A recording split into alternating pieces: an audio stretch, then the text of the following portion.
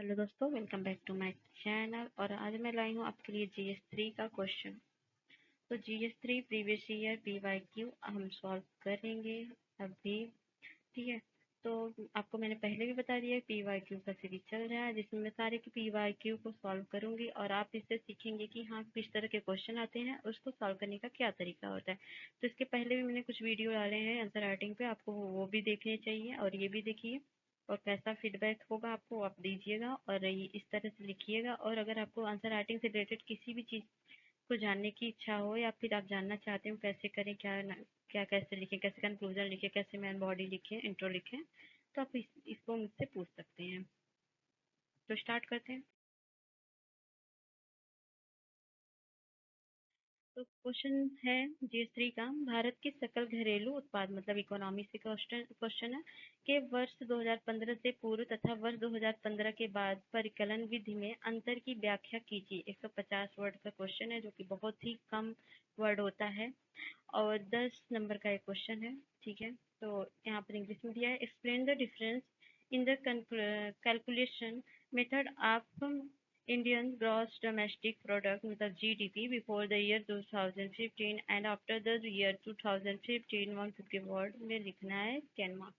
Okay. तो GDP के बारे में पूछा है किस तरह के 2015 से पहले था और किस तरह से 2015 के बाद में रहा, उसके अंतर वगैरह को कंक्लूजन लिखना है। तो आगे देखते हैं हम।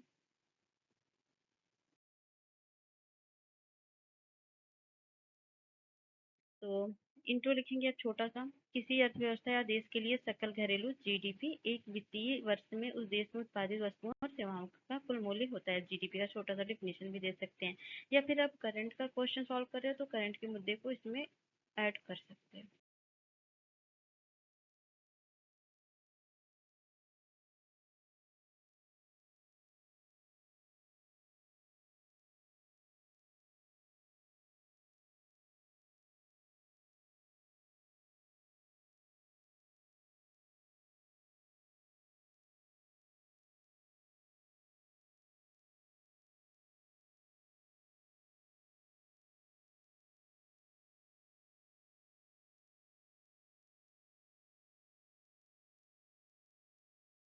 तो ठीक है, यहाँ पर हम मेन बॉडी स्टार्ट करेंगे। वर्ष 2015 के पहले जीडीपी की गणना में फैक्टर कॉस्ट का उपयोग किया जाता था। ठीक है।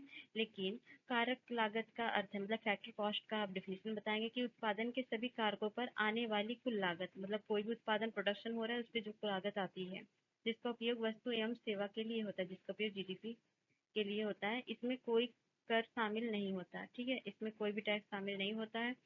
यदि इसमें अप्रत्यक्ष कर को जोड़ दिया जाए व सब्सिडी को घटा दिया जाए तो इसका परिणाम बाजार कीमत पर जीडीपी के रूप में सामने आता है। ठीक है। बाजार कीमत या चालू कीमत पर जीडीपी का उपयोग अर्थव्यवस्था का आकार जानने या राजकोषीय घाटे जैसे विभिन्न अनुपातों की गणना करने में होता है। तो आप ये छोटा छोटा आप पॉइंट वाइज इसको लिखिएगा। ठीक है।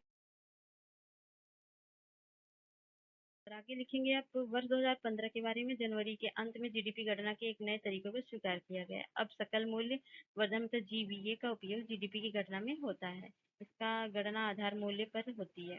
और सकल मूल्य वर्धन किसी देश की अर्थव्यवस्था में सभी क्षेत्रों में प्राथमिक द्वितीय और तृतीय क्षेत्रों द्वारा किया गया कुल अंतिम वस्तुओं सेवाओं के उत्पादन का मौद्रिक मूल्य होता है।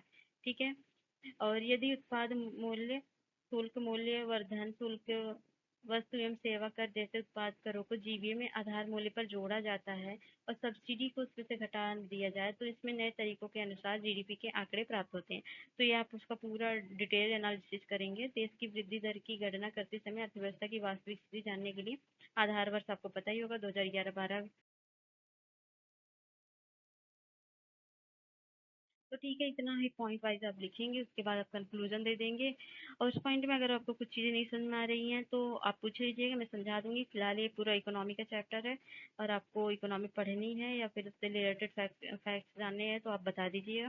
बाकी पढ़ा होगा तो आपको समझ में आ गया होगा। कंक्लूजन लिखेंगे हम, नई पद्धति सांख्यिकी रूप से अधिक मजबूत होती है क्योंकि ये खपत रोजगार और उद्यमों के प्रदर्शन और अधिक संकेतकों का अनुमान लगाती है और उन कारकों को शामिल करती है जो वर्तमान परिवर्तनों के लिए अधिक उत्तरदायी है। छोटा सा कंक्लूजन देते हुए आप इस आंसर को एंड करेंगे। तो 150 वर्ड में लिखना है तो छोटे छोटे पॉइंट में आपको लिखने ही पड़ेंगे, फैक्ट तो डालने ही पड़ेंगे।